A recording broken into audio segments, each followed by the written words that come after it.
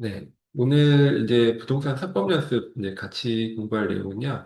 뭐 지난주부터 이어지는 이제 계약금에 관한 내용입니다. 지난 시간에 계약금에 관한 내용들을 좀 다뤘었거든요. 근데 이제 계약금이 이제 총 세 가지 이제 성질을 갖고 있다라고 말씀을 드렸고요. 첫 번째는 이제 증약금이라고 해서 어떤 계약이 체결됐다라는 것을 이제 증명하는 그런 의미를 하나 갖고 있고요. 그러니까 보통 우리가 계약이 체결됐을 때 뭐 계약서나 이런 것들을 명시적으로 이제 구체적인 조건을 정해서 계약이 체결되는 경우가 뭐 대부분이지만 그렇지 않은 경우들도 있어요. 우리가 계약이 보통은 이제 낙성, 불효식 계약 뭐 이런 특성을 갖고 있다라고 했잖아요. 그러니까 결국 꼭 계약을 서면으로 하지 않아도 뭐 구두로 한 계약도 똑같이 계약으로서 성립하고 효력이 인정이 됩니다. 근데 이제 그럴 경우에 이제 문제는 과연 계약이 제대로 체결이 됐는지 또 계약을 구체적으로 어떤 내용으로 체결했는지에 대한 다툼이 생길 수가 있거든요. 그래서 뭐 간혹 가다가 이런 뭐 서로 간에 누구는 계약이 체결됐다, 누구는 계약이 안 됐다, 뭐 이렇게 다툼이 생겨서 법원까지 분쟁이 가는 경우가 있습니다. 그럴 때 계약금이 오고 갔다라는 것 자체가 일종의 적어도 어떤 계약이 체결됐다는 것에 대해서 이제 증명 자료로 사용될 수 있다라는 거예요. 그래서 기본적으로 계약금은 이런 증약금, 즉 계약을 증명하는 이런 금원이라는 그 기본적인 성질을 갖고 있습니다. 근데 거기에 더 나아가서 우리 민법 565조를 보시면 해약금이라고 규정을 하고 있어요. 그러니까 해약금은 즉 계약금의 이제 두 번째 성질이 해약금, 즉 계약을 해지할 수 있도록 하는 금전, 뭐 계약의 해제권이 유보된 금전, 뭐 이런 뜻이에요. 해약. 그래서 해약이 이제 계약을 해제한다는 뜻이잖아요. 그래서 이 해약금이라는 거는 이제 우리가 잘 아시는 뭐 중도금 지급하기 전까지 계약금의 두 배 돌려주고 계약을 해지할 수 있고 매수인은 중도금 지급하기 전까지 계약금 포기함으로써 계약을 해지할 수 있고 이 내용이 해약금에 관한 내용이거든요. 민법 565조에 규정이 되어 있습니다. 민법 565조 제1항에 보시면 매매 당사자 일방이 계약 당시에 금전, 기타 물건을 뭐 계약금 등의 명목으로 상대방에 교부한 때에는 당사자 간에 다른 약정이 없는 한 당사자의 일방이 이행에 착수할 때까지 교부자는 이를 포기하고, 즉 교부자 돈을 준 사람은 계약금을 준 사람은 보통 이제 매수인이잖아요. 그러니까 매수인이 포기하고 수령자 즉 매도인은 두 배 상환함으로써 계약을 해지할 수 있다라고 규정을 하고 있습니다. 지금 우리가 보고 있는 내용이 제가 올려드린 그 슬라이드는 142번 슬라이드입니다. 그래서 이제 사실 우리가 잘 알고 있는 뭐 이렇게 중도금 전까지 뭐 두 배 돌려주고 해지할 수 있다라는 게 바로 이 565조의 근거 조항이 있어요. 근데 여기서 우리가 주의할 게 이게 이제 계약의 해지에 관한 내용인데 우리가 앞에서 공부를 했었거든요. 지난 시간쯤에. 그러니까 계약의 해제는 크게 보면 법정 해제와 약정 해제로 나눌 수가 있습니다. 그러니까 법정 해제는 말 때 그대로 해제권의 발생 사유가 법에 정해져 있는 거예요. 우리 민법에 정해져 있는 그런 법정 해제 사유는 채무 불이행입니다. 즉, 채무자가 채무를 이행하지 않았을 때 그 상대방인 채권자가 계약을 해제할 수 있다라고 규정을 하고 있어요. 그때 채무 불이행은 크게 보면 두 가지 경우거든요. 그러니까 이행을 지체하는 경우와 이행이 불가능한 경우입니다. 근데 이행 지체와 이행 불능의 경우에 해제 요건이 달랐죠. 그러니까 이행 지체의 경우에는 이행이 가능함에도 이행기까지 이행을 하지 않았다는 뜻이잖아요. 그래서 이 이행 지체의 경우에는 채권자가 바로 해제할 수 있는 것이 아니라 상당한 기간을 정해서 이행을 최고하고 그때까지 기다렸다가 그때까지도 이행을 하지 않는다 하면 이제 그때 비로소 계약을 해제할 수가 있습니다. 반면 이행 불능의 경우에는 바로 해제할 수 있다. 뭐 최고 없이 바로 해제할 수 있다. 뭐 이런 내용들을 우리가 앞에서 공부를 했어요. 그게 이제 법정 해제이고요. 근데 약정 해제는 계약 또는 약속을 통해서 정한 해제 사유들, 이런 것들을 약정 해제라고 합니다.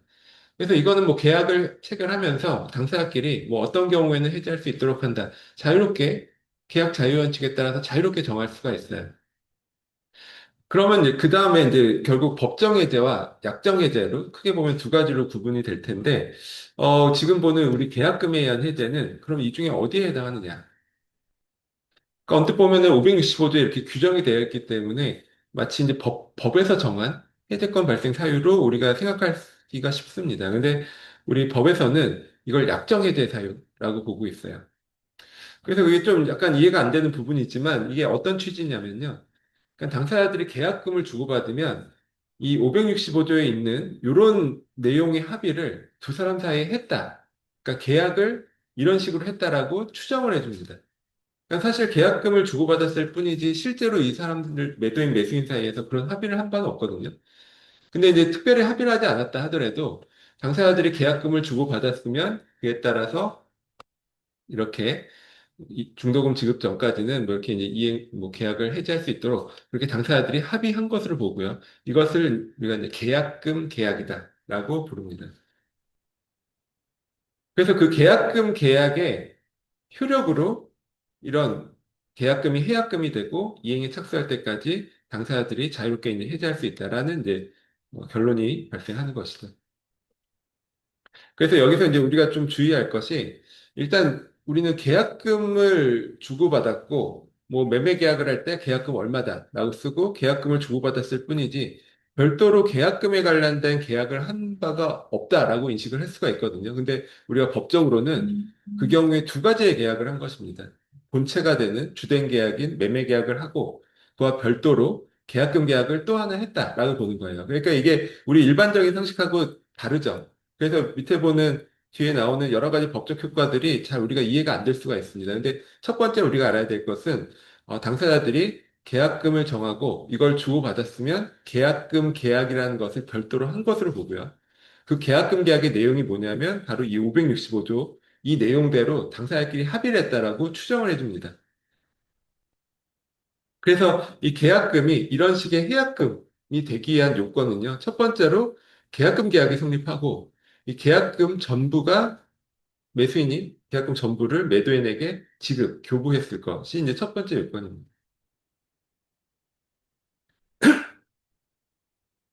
그래서 계약금이 교부된 후에 또 이제 우리가 말씀드린 것처럼 이 계약금은 이 해약금이 되는 계약금을 이유로 해지할 수 있는 이유는 당사자들끼리 그렇게 합의를 했다라고 보기 때문이에요. 그래서 이걸 반대 특약을 할 수가 있습니다. 당사자들이 계약금을 주고 받으면서 우리 뭐 이걸 이유로 계약을 해지할 수는 없도록 하자. 이렇게 정할 수도 있어요. 그러면은 이 해약금으로서의 효력은 없어지게 되는 것입니다. 그래서 이제 해약금을 이유로 해지하기 위해서는 첫 번째로 계약금 계약이 성립하고 계약금이 교부되었을 것. 그 다음에 당사자들 사이에 반대 특약, 뭐 해약권을 포기하는 이런 특약이 없어야 된다라는 것이죠. 그리고 또 하나는 이 565조에 나온 것처럼 일방이 이행에 착수하기 전이어야 합니다. 일방이 이행에 착수한 이후부터는 이런 식으로 계약금을 이유로 자유롭게 해제를 할 수가 없어요. 그래서 이때 이행에 착수라는 것은 이제 법에는 그냥 이행에 착수할 때까지 이렇게만 나와 있잖아요. 그리고 우리가 일반적인 거래 상식으로는 이게 중도금을 지급하는 것이다. 중도금 지급하면 이행을 착수한 것이다. 이렇게 뭐 간단하게 생각을 하는데 사실 법원 판례에서는 이걸 좀 넓게 보고 있습니다. 그래서 법원에서는 이행의 착수라는 것은 객관적으로 외부에서 인식할 수 있는 정도로 채무 이행 행위의 일부를 하거나 이행에 필요한 전제 행위를 하는 것 이렇게 정의를 하고 있어요. 그래서 중도금을 지급하는 것은 뭐 당연히 이행의 착수에 해당하고요. 그 밖에 중도금을 꼭 넘기지 않아도 매수인이 중도금을 내기 위해서 은행에서 대출을 받았다. 이런 경우에도 이행에 필요한 전제 행위를 한 것으로 봅니다. 즉, 대출을 받는 행위 자체가 이행에 착수한 것으로 봐요. 그래서 매도인 입장에서는 내가 아직 중도금을 받지는 않았지만 매수인이 나한테 중도금 내려고 대출을 받았으면 그때부터는 더 이상 계약금 두 배 돌려주고 계약을 해지할 수가 없다라는 것입니다. 그래서 우리가 일반적인 거래 상식으로 아는 것보다 좀 더 즉, 이행의 착수 시기를 좀 넓게 보고 있어요, 판례는. 근데 다만 단순히 이행을 준비하는 행위만으로는 이행의 착수를 인정하지 않아요. 이행의 준비라는 것은 뭐 예를 들어 대출 받은 것이 아니라 중도금을 내기 위해서 한번 은행에 찾아가서 대출 받기 위해서 뭐 교섭을 했다거나 뭐 이런 정도로는 이행의 착수를 인정하지 않는다. 이런 뜻이죠. 그리고 이제 좀 주의할 게 우리 대법원 판례에 따르면 중도금 지급기일이 정해져 있다 하더라도 그 전에 중도금을 또 일부라도 내면 이행의 착수로 인정을 해주고 있습니다. 그래서 중도금 지급기일이 뭐 12월 1일이에요. 아직 한참 남았잖아요. 그러면 그때 막 집값이 급등하고 있을 때 매수인 입장에서는 매도인이 혹시 뭐 계약금 두 배 돌려주고 갑자기 계약을 해지하지 않을까 뭐 이런 걱정을 할 수가 있거든요. 근데 사실 그럴 필요가 없는 거죠. 왜냐하면 지급기일이 전이라 하더라도 미리 중도금을 내버릴 수가 있고 중도금을 지급하면 그때부터는 이행 착수로 인정을 받기 때문에 그때부터는 매도인이 더 이상 계약금 두 배를 돌려주고 해지할 수가 없습니다. 즉 계약의 구속력이 확정이 된다는 거예요. 그러니까 이행의 착수 전까지는 계약이 체결되고 효력은 발생했지만 계약이 확정적인 구속력을 생기는 것은 아니죠. 왜냐하면 매도인 매수인이 서로 그냥 계약금 정도만 손해보고 그냥 계약을 해지할 수 있기 때문에 좀 불확정한 상태지만 이행에 착수했다. 그 순간부터는 이제 계약이 이제 확정적으로 구속력을 발생시키는 것이다라고 이해를 하시면 될 것 같습니다. 그래서 이게 보통 우리가 매수인이 중도금 내는 것만 기준으로 하지만 매도인 쪽에서도 이행에 착수를 할 수가 있어요. 뭐 부동산 인도 및 등기 서류 제공을 준비를 완료하고 뭐 이를 통지했다거나 그러니까 등기 이전 매도인은 등기 이전 의무가 있잖아요. 근데 이제 등기 이전을 하기 위해서 서류를 준비하고 너 이거 서류 가져가서 이제 뭐 등기를 이전해라 뭐 이런 식의 이행을 제공을 하면 이건 이행의 착수로 보고 그래서 매수인이 중도금을 내지 않는다 하더라도 매도인이 이런 식의 이행 착수를 한 순간부터는 더 이상 매수인 쪽에서도 계약금 포기하고 계약을 해지할 수가 없어요. 그러니까 상당히 이제 넓게 보는 거죠. 우리가 이행의 착수 시기를 단순히 중도금 지급 이것만 기준으로 하는 것이 아니라 상당히 넓게 보고 있다. 그래서 이제 대법원 판례에 따르면 이런 것도 있었습니다. 그러니까는 매수인 쪽에서 중도금을 냈죠. 근데 매수인이 중도금을 낸 다음에 이제 후회를 하는 거예요. 내가 괜히 그 계약을 했다라고 생각이 들겠죠. 그러면 이제 매수인이 생각했을 때 어차피 이행의 착수, 즉 중도금을 지급한 것은 내가 한 거니까 그건 그냥 없다고 치고 그냥 내가 계약금만 포기하고 계약을 해지할 수 있지 않을까라는 생각을 할 수가 있는데 그것도 안 된다라고 법원에서 보고 있습니다. 즉 법원에서는 우리 법적으로는 당사자 중에 누가 이행에 착수하더라도 어쨌든 한 사람이 이행에 착수하면 그 순간부터는 계약이 구속력이 확정적으로 발생하는 것이고 그 이후부터는 더 이상 이제 계약금을 이유로 해지할 수 없다. 그러니까 스스로 이행에 착수한 자 스스로도 이거를 이제 없는 것으로 치고 더 이상 계약금을 갖고 해지할 수는 없다. 이런 취지예요. 그래서 대부분의 판례들이 대부분 그 계약의 해제를 잘 쉽지 않게 그러니까 해제를 좀 곤란하게 뭐 그런 식의 결론을 갖는 판례들이 많습니다. 그래서 여기서 우리가 알 수 있는 것이 법원에서는 뭐 법원의 판사님들은 되도록 이제 계약이 체결됐으면 웬만하면 이제 지켜져야 된다라는 뭐 그런 생각들을 갖고 있는 것 같아요. 그래서 이제 판례가 좀 이런 경향성을 갖고 있고요. 그래서 우리가 중개사 시험에서도 이런 판례 문제들이 많이 나오는데 말씀드린 것처럼 일단 뭐 암기를 해야 되지만 웬만하면 좀 이행의 착수를 넓게 인정을 해서 되도록 이제 계약을 해지하지 못하도록 하는 뭐 약간 그런 물론 이제 그렇지 않은 판례도 있긴 한데 대부분 중요한 판례들이 그런 것들이 많아요. 그래서 이제 그런 것들을 좀 이해를 하시고 뭐 암기를 하시면 좀 더 시험 보실 때 도움을 받으실 수 있지 않을까 싶습니다. 그리고 이제 구체적으로 계약을 해지를 어떻게 하느냐. 교부자, 즉 매수인, 즉 계약금을 낸 사람 쪽에서는 그냥 계약금 포기하겠다. 그리고 계약금 포기하고 해지하겠다. 이렇게 의사표시하면 그걸로 끝나는 거죠. 근데 매도인, 즉 받은 쪽에서는 그 정도로는 안 되죠. 계약금 두 배를 돌려줘야 됩니다. 즉 계약금 두 배를 현실적으로 제공해서 계약을 해지할 수 있는 것이지 그냥 말로만 계약 해지하겠다. 내가 두 배 돌려줄 테니 해지하겠다. 이 정도 해갖고는 계약의 해제가 안 된다는 거예요. 그래서 우리가 다툼이나 분쟁 중에 과연 계약이 해제됐는지 안 됐는지 뭐 이런 거에 대한 다툼도 있거든요. 그러니까 매도인 입장에서는 내가 두 배 돌려줄 테니까 해제하겠다라고 의사표시를 했으니까 아직 중도금 받기 전이니까 계약이 해제된 것이다라고 생각할 수가 있거든요. 근데 현실적으로 두 배를 제공하지 않으면 아직 계약이 해제가 안 된 상태입니다. 계약의 효력이 아직 살아있는 상태라는 거죠. 그래서 이제 그런 것도 잘 우리가 주의를 해야 되는 것입니다.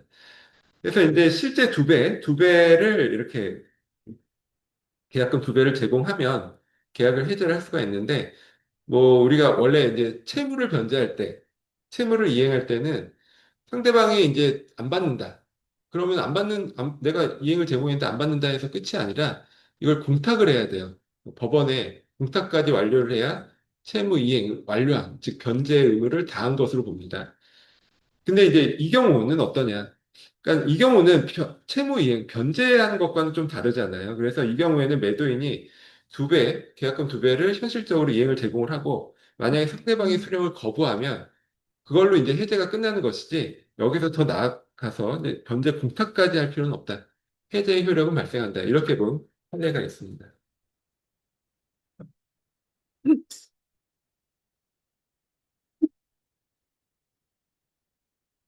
그래서 이제 그 다음에 계약금을 이유로 이렇게 해제를 할 수가 있는데, 그럼 해제를 하게 되면 효과가 어떻게 되냐? 뭐 이런 내용들을 또 공부를 해야죠.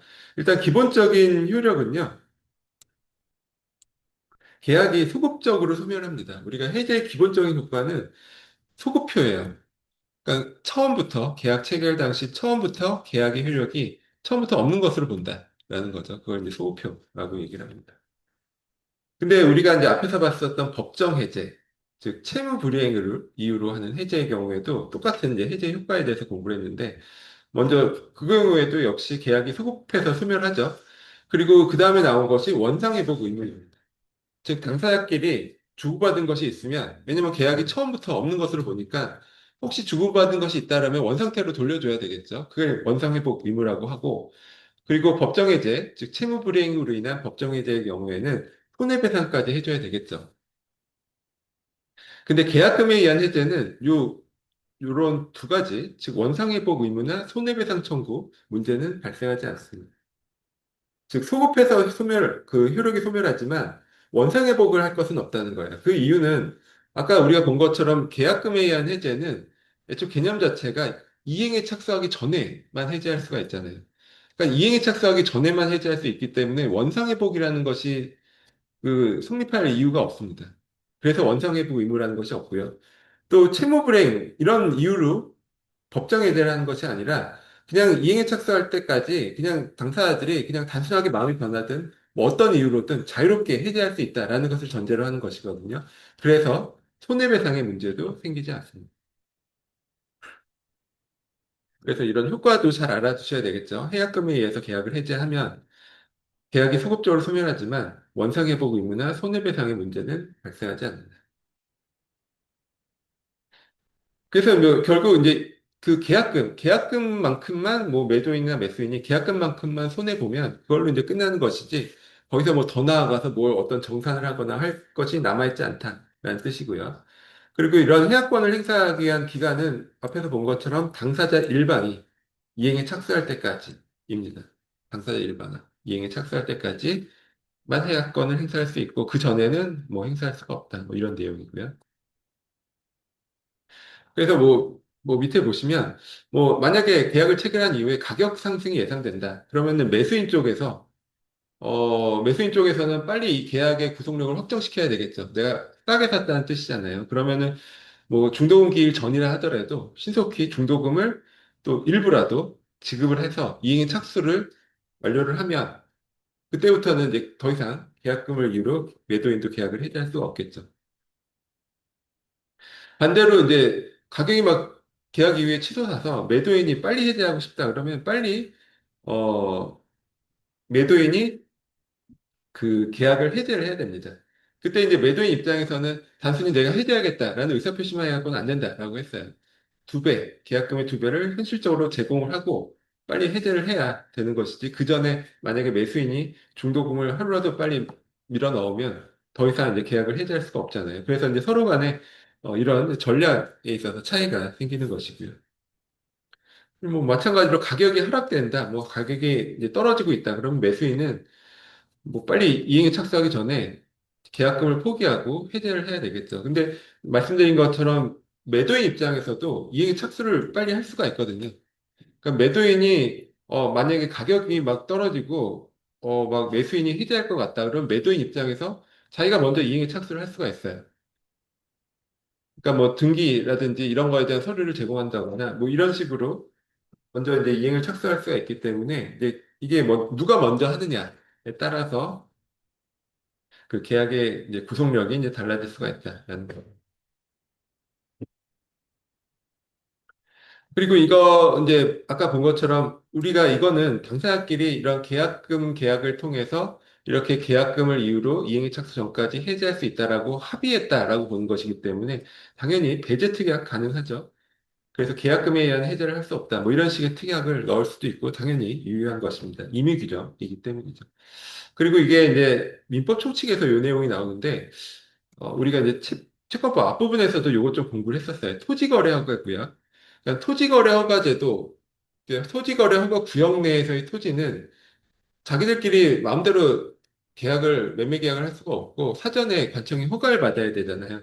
그러니까 허가를 받기 전에 자기들끼리 먼저 한 그 매매 계약은 유동적 무효가 됩니다. 무효는 무효인데 나중에 허가를 받으면 소급해서 유효가 될 수 있기 때문에 유동적 무효가 되거든요. 근데 이때 주의할 것이 이때 그 일반적인 채무 불이행으로 인한 법정 해제는 안 된다라고 봅니다. 왜냐하면 무효기 때문에 우리가 계속 말씀드리듯이 계약이 무효면 그에 따라 채권 채무 관계가 생기지 않잖아요. 그럼 계약이 무효면 채권 채무 관계가 없기 때문에 채무 불이행이라는 것도 생길 수가 없어요. 그럼 채무 불이행으로 인해서 법정 해제를 한다라는 것도 성립할 수가 없죠. 그래서 토지거래허가 구역 내에서 이런 계약은 원칙적으로 채무 불이행으로 인한 법정 해제가 불가하다. 이게 이제 명확한 판례이고요. 다만 이 경우에도 해약금에 의한 해제는 가능한 것으로 봅니다. 그러니까 자기들끼리 먼저 매매 계약을 하면서 계약금을 주고받을 수가 있잖아요. 그러니까 그럴 경우에는 이행착수 전에 해약금, 즉 계약금 2배 돌려주거나 계약금 포기함으로 해지하는 것은 가능하다. 뭐 이런 판례죠. 이것도 뭐 중개사시험에 뭐 거의 뭐 매해 나오는 중요한 판례 중에 하나입니다. 그래서 이제 그 다음에 그 슬라이드 144번 이제 보시면 계약금 계약에 대해서 조금 이제 더 이제 깊이 있는 내용들이 나오는데요. 제가 처음에 말씀드렸듯이 이 계약금 계약은 주된 계약, 즉 매매 계약을 하나 하고 계약금 계약이라는 종된 계약을 하나 더 했다. 이렇게 보셔야 돼요. 2개의 계약을 했다라고 보는 거죠. 근데 사실 우리가 이런 인식이 전혀 없거든요. 그냥 난 매매 계약만 하고 거기다 계약금 얼마라고 적어 넣었을 뿐이지 내가 계약금 계약을 언제 했지라는 생각이 드는데 우리가 법적으로 그렇게 본다라는 뜻입니다. 그래서 당연히 주된 매매 계약이 뭐 무효가 되거나 취소가 되면 계약금 계약도 같이 효력이 없어지겠죠.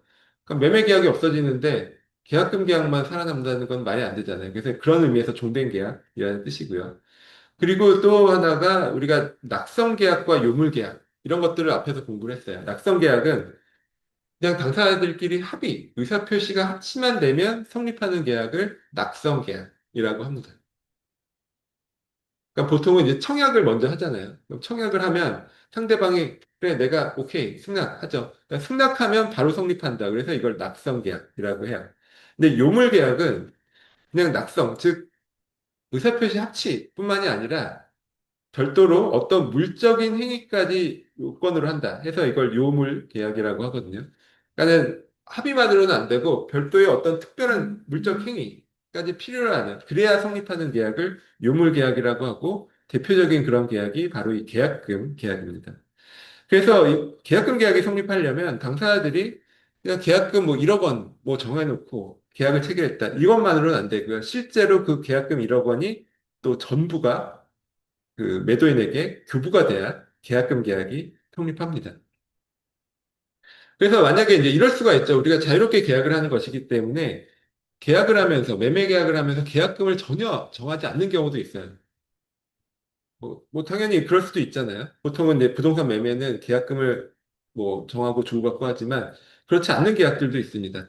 그러면은 이게 이제 언뜻 생각하면 야, 계약금도 아예 안 정하고 주고받지 않고 그냥 계약을 했으니까 오히려 더 자유롭게 해지할 수 있는 것이 아니냐라고 생각할 수 있지만 이게 사실은 좀 반대예요.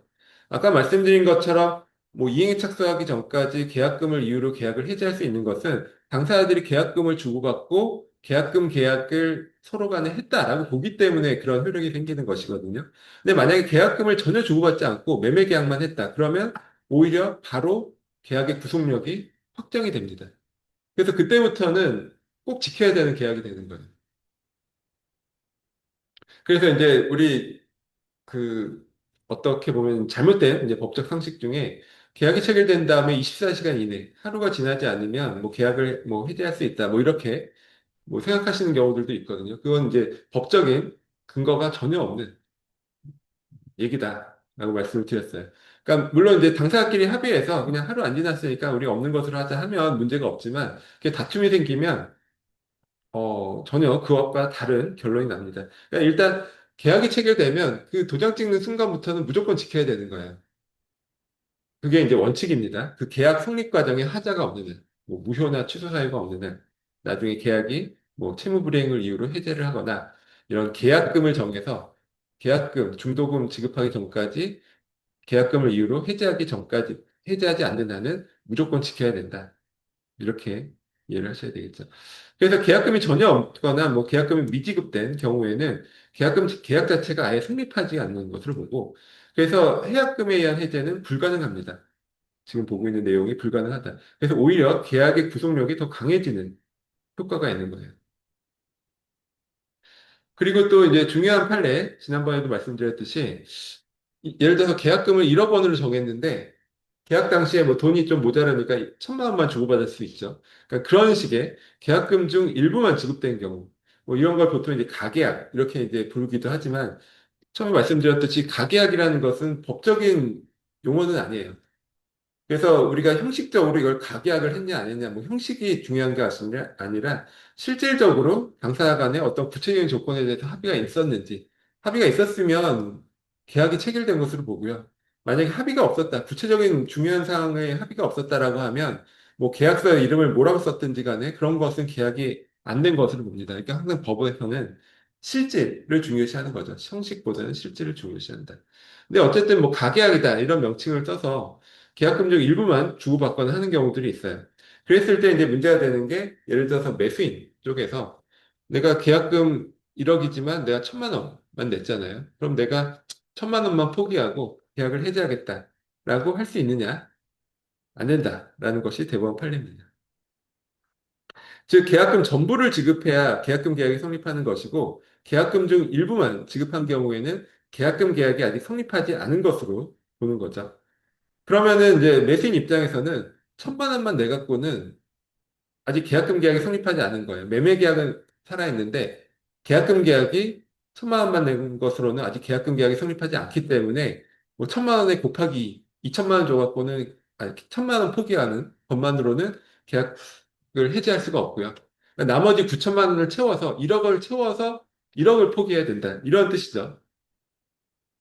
이게 실제 거래 단계에서 뭐 이거에 대해서 막 이게 맞다 저게 맞다 막 이렇게 얘기가 많았었다고 하더라고요. 근데 이걸 대법원에서 명확하게 이제 결론을 내줬습니다.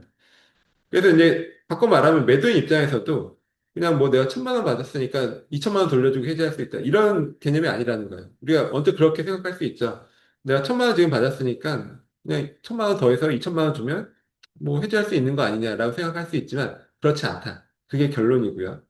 그럼 매도인 입장에서는 어떻게 해야 되느냐? 이거는 약간 판례가 없기 때문에 지금 말씀드린 이 대법원 판례는 매수인 쪽이 계약금 포기하는 거에 대해서는 명확하게 판례가 나왔어요. 근데 매도인 쪽에서 포기할 때는 그럼 중도금 지급 전에 어떻게 해결을 하냐? 이거에 대해서 뭐 어떤 견해는 그냥 매도인도 1억 원 계약금을 기준으로 해서 거의 곱하기 2 해서 돌려주는 식으로 이제 뭐 해지할 수 있다. 뭐 이런 견해도 있고 한데 뭐 사실 이제 대법원 판례에 이렇게 취지를 쭉 읽어보면 사실 그 경우에는 매도인 쪽에서 해지할 수 없다라고 보는 것이 맞을 것 같아요. 그러니까 왜냐하면 아직 1,000만 원만 준 상태에서는 요물 계약이기 때문에 계약금 계약 자체가 성립하지 않은 것이잖아요. 1억 원을 다 주지 않는 이상은. 그래서 매도인이 계약금을 이유로 뭐 2배 돌려주는 식으로 이유로 계약을 해지할 수는 없다라고 보는 게 맞을 것 같습니다. 이게 아직 정확하게 이런 케이스에 대한 판례는 없었다라고 해요. 그래서 뭐 조금 애매하긴 하지만 그렇게 보는 게 맞다. 그럼 어떻게 매도인이 해결을 하느냐 생각을 해보면 매수인이 이제 중도금을 지급하지 않는다는 것이 채무를 불이행하는 것이잖아요. 그래서 우리가 앞에서 본 것처럼 뭐 이행지체에 따라서 뭐 상당 기간 정에서 이행을 최고하고 기다렸다 해제하고 뭐 이런 식으로 법정 해제를 하면 되겠죠. 어쨌든 뭐 중요한 뭐 확실한 결론은 매도인 입장에서도 받은 뭐 계약금 1,000만 원에 곱하기 2배 돌려주고 계약을 해지할 수는 없다. 이게 이제 뭐 이렇게 보다 저렇게 보나 이제 확실한 결론이긴 합니다. 매수인도 1,000만 원만 포기하고 계약을 해지할 수 없고 매도인도 2,000만 원 돌려주고 해지할 수 없다. 계약금을 1억으로 정했는데 실제로는 1,000만 원만 지급된 경우를 말씀드리는 거예요.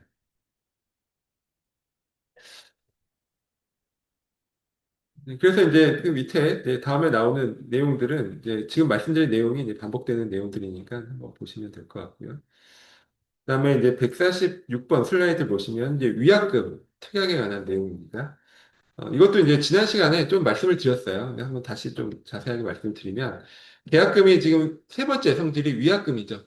그러니까 위약금이라는 뜻 자체가 약속을 위반했을 때 지불하는 금전이라는 뜻입니다. 계약을 위반했을 때. 결국 채무 불이행이죠.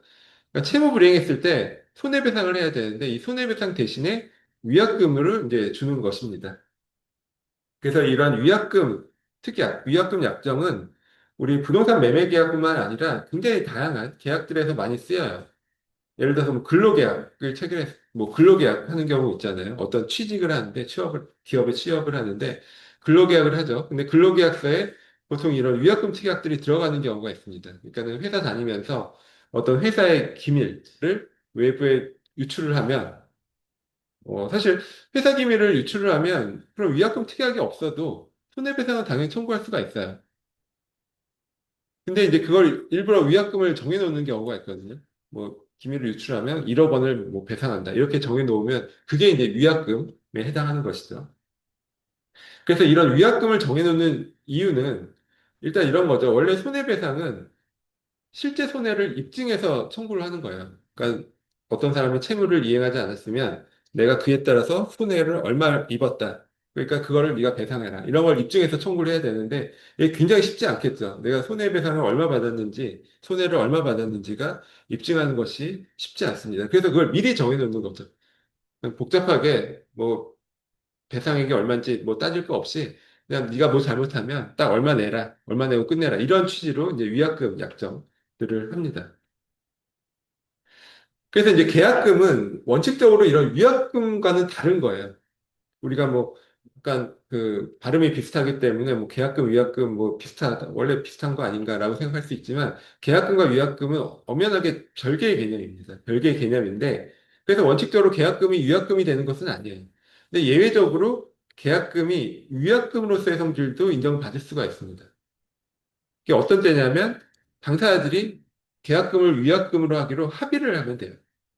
그러니까 별도로 그런 합의를 했을 때만 계약금이 위약금이 되는 것이지 그런 합의가 없는 경우, 즉 위약금 약정이 없는 경우에는 계약금은 앞에서 본 이제 이행이 착수 전까지 해지할 수 있는 해약금으로서의 성질을 가질 뿐이지 이 위약금으로의 성질은 갖지 않습니다. 그래서 만약에 이런 위약금 약정이 없다. 그러면은 만약에 일방이 채무 불이행을 하면 상대방은 내가 손해 얼마 입었다. 손해배상의 계산을 해서 청구를 하고 그걸 받아내면 끝이죠.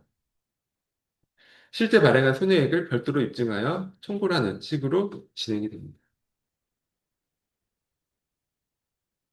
반면 위약금 약정이 있는 경우예요. 위약금 약정이 있는 경우.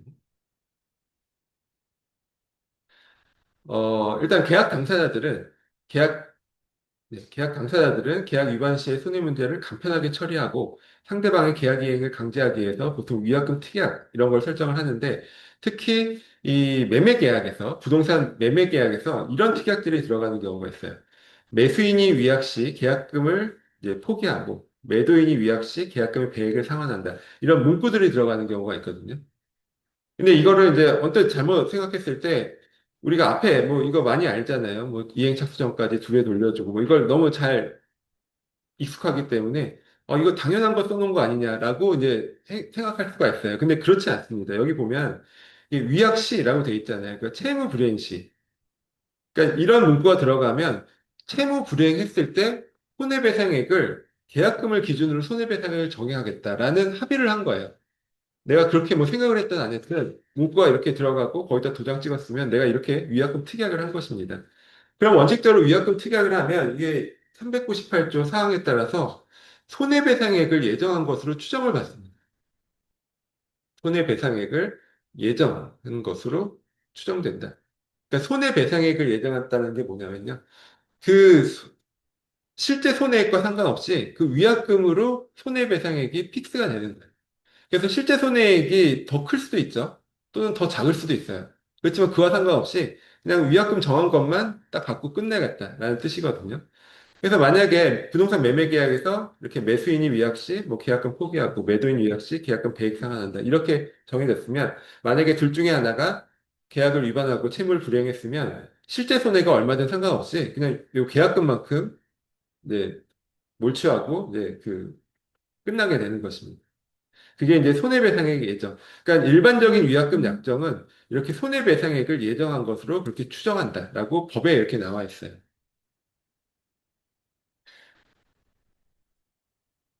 근데 그 여기서 더 나아가서 위약벌이라는 것이 있습니다. 이게 이제 위약벌은 뭐냐면 여기서 이제 벌이죠. 그러니까 일종의 벌금이라는 거예요. 그러니까 위약금으로 정한 것이 손해배상을 예정한 것이 아니라 벌금조로 정했기 때문에 상대방이 약속을 위반하면 벌금으로 이걸 몰취하겠다라는 뜻이에요. 그럼 그 얘기는 뭐냐면 채무불이행에 따른 손해배상은 별도로 청구하겠다라는 뜻이거든요.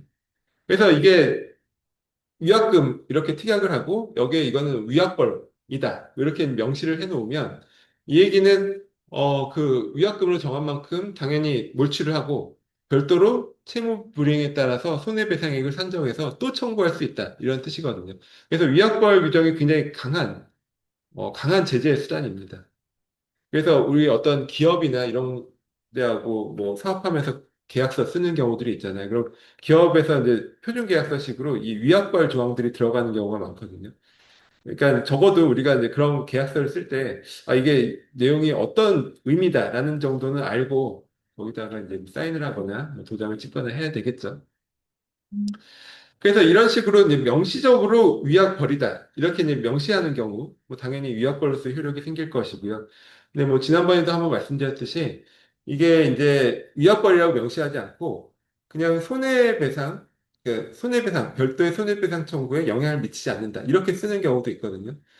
그러니까 별도의 손해배상 청구에 영향을 미치지 않는다라는 뜻은 별도로 손해배상을 청구할 수 있다라는 뜻이거든요. 우리가 계약 해지의 효과에 관해서도 민법이 이렇게 규정이 되어 있어요. 계약은 해지할 수 있고, 그 채무불이행 시 계약을 해지할 수 있고, 뭐 계약을 해지하더라도 손해배상 청구에 영향을 미치지 않는다. 이렇게 나와 있어요. 그러니까 그게 손해배상 청구를 할 수 있다라는 뜻입니다. 그래서 이걸 반대로 이해하시는 경우도 있거든요. 손해배상을 못하는 거 아닌가 이렇게 생각하는데 그렇지 않고 그 의미는 할 수 있다. 별도로 할 수 있다는 뜻이기 때문에 우리가 위약금 특약을 하면서 손해배상에 영향을 미치지 않는다 이렇게 써놓으면 이거는 뭐 사실상 위약벌과 같은 효력을 갖겠죠. 그 의미 자체가. 그래서 이제 그런 우리가 계약서를 쓸 때도 뭐 그런 내용들의 의미를 잘 알아두시면 좋을 것 같습니다. 그다음에 이제 계약금의 법적 성질, 지금 말씀드린 증약금, 해약금, 위약금 세 가지 이제 뭐그 차이는 이제 지금 우리가 쭉 본 내용들이거든요. 표로 정리했으니까요. 뭐 슬라이드 148번 슬라이드 한번 참고로 보시면 될 것 같습니다. 뭐 요약한 내용 한번 보시고, 네, 그 다음에 이제 매도인의 담보 책임 문제는 네, 좀 쉬었다가 이어서 하도록 하겠습니다. 네, 2시 25분에 다시 시작하겠습니다.